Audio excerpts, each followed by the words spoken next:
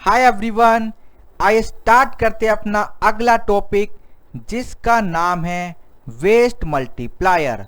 तो ये जो हमारा टॉपिक है ये हमारे एग्जाम में 8 मार्क्स में आता है। सर क्या बात कर रहे हो? हाँ जी, ये छोटा सा टॉपिक 8 मार्क्स में हमारे एग्जाम में आता है। इसमें क्या करना होता है? इसमें सिर्फ आपको एक रेशो निकालनी पड़ती है। किसके बीच? पहली प्रोसेस के आउटपुट और लास्ट प्रोसेस के आउटपुट के बीच की आपको एक रेशो निकालनी होती है। अगर आप रेशो सेकंड प्रोसेस की निकालना चाहते हो तो आपको सेकंड प्रोसेस के आउटपुट को डिवाइड करना है।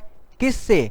लास्ट प्रोसेस के आउटपुट से, जिसको हम ये भी कह सकते हैं फाइनल आउटपुट से। तो वेस्ट मल्टीप्लायर क्या होता है? वेस्ट मल्टीप्लायर एक यूनिट होती है जिस यूनिट को हम डालेंगे किसके लिए? एक फाइनल प्रोडक्ट को अचीव करने के लिए। तो ये क्या है, आइए एक बार इसको पढ़ते हैं। In many continuous process industries cost data are arrived at with complexity in the calculation।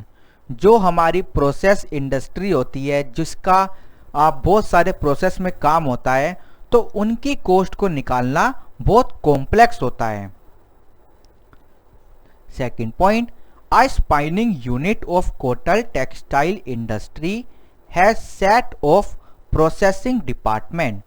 जो हमारी spinning unit of cotton textile होती है, जहां पर कॉटन बनता है, वहां पे बहुत सारे प्रोसेस डिपार्टमेंट होते हैं, जैसे mixing and blow room, carding, drawing, combing, fly frames and हमारा रिंग फ्रेम।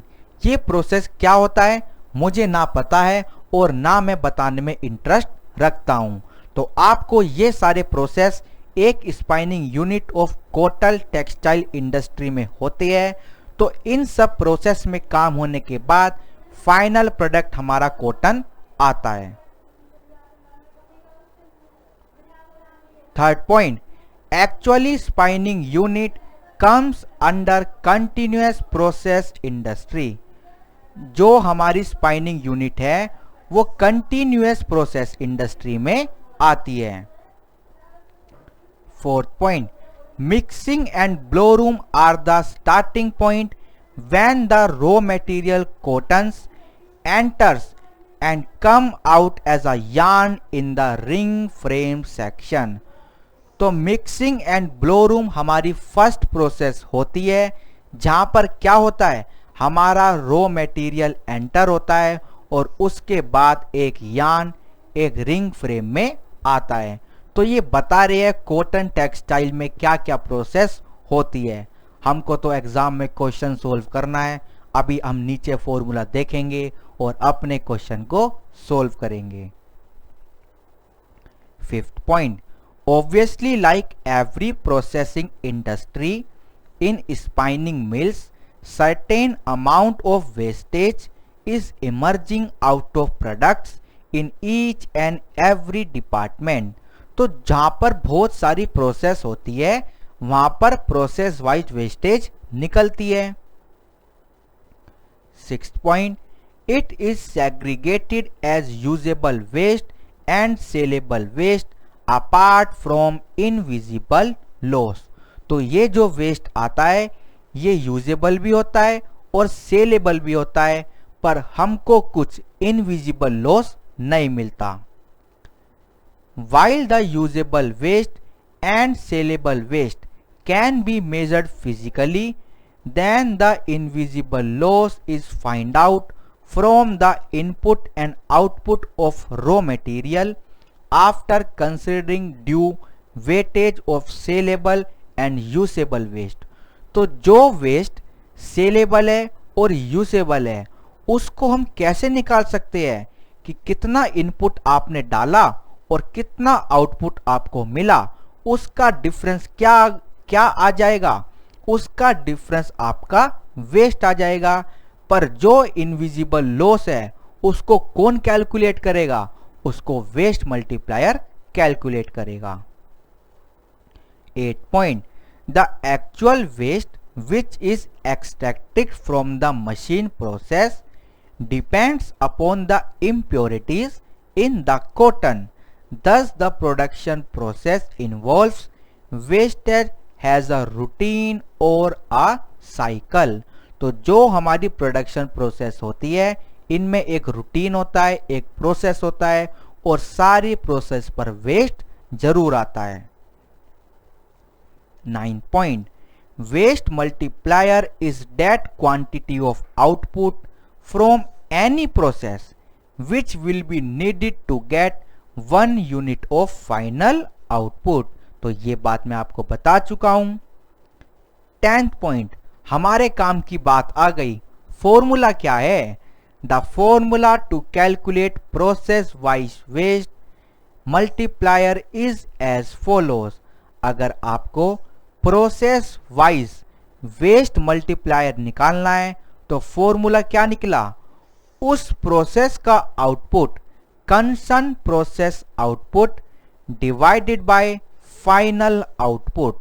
तो जो लास्ट प्रोसेस का आउटपुट होगा उससे डिवाइड कर देंगे किसको? जिस प्रोसेस का आप वेस्ट मल्टीप्लायर निकालने जा रहे हो उस प्रोसेस के आउटपुट को डिवाइड कर देंगे किससे? फाइनल प्रोसेस के आउटपुट से। तो ये था हमारा वेस्ट मल्टीप्लायर का पूरा कॉन्सेप्ट। इसके बाद हम स्टार्ट करेंगे computation of average capital employed. तो आइए एक बार इसको स्टार्ट करते हैं। तो एवरेज कैपिटल एम्प्लॉयड कैसे कैलकुलेट होती है?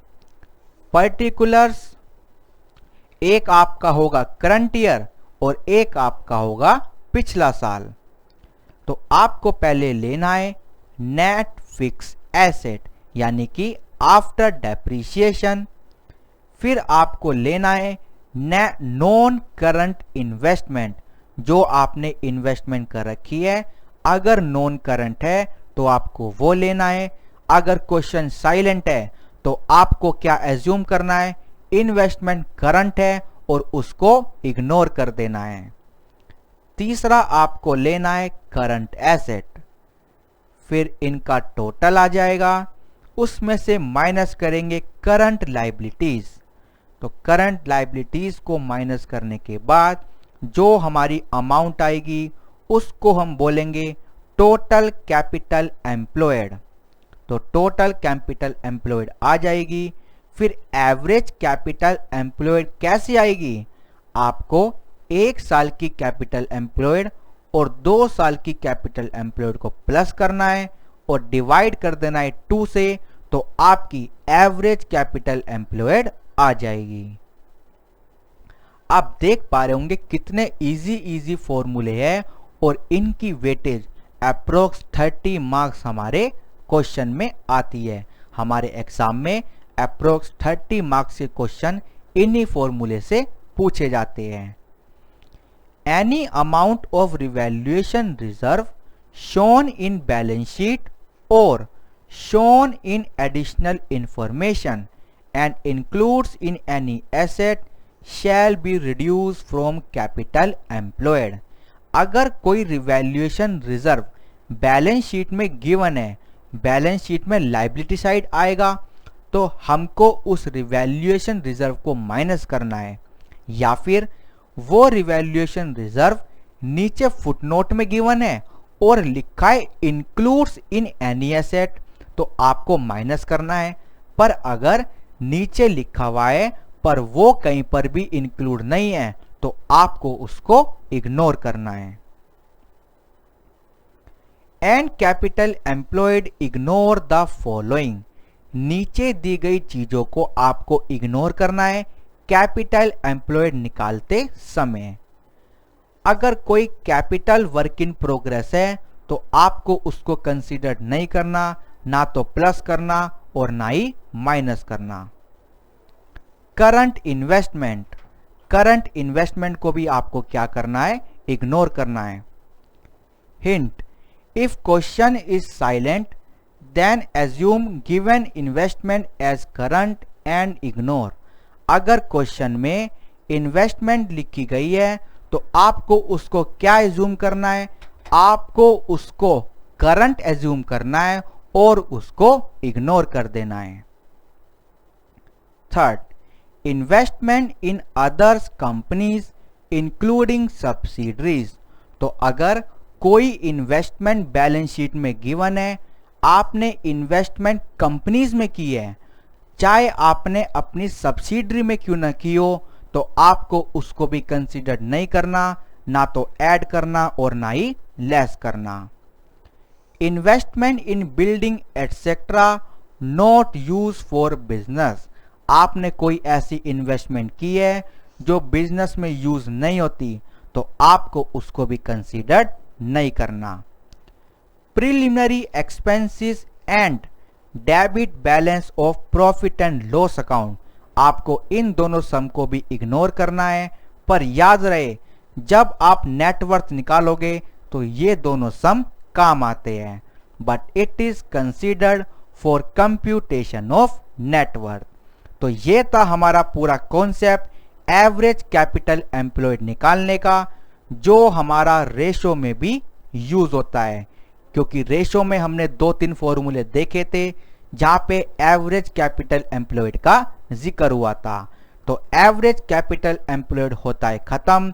इसके बाद हम देखेंगे कि नेटवर्थ की कैलकुलेशन कैसी होती है। Okay, thank you so much.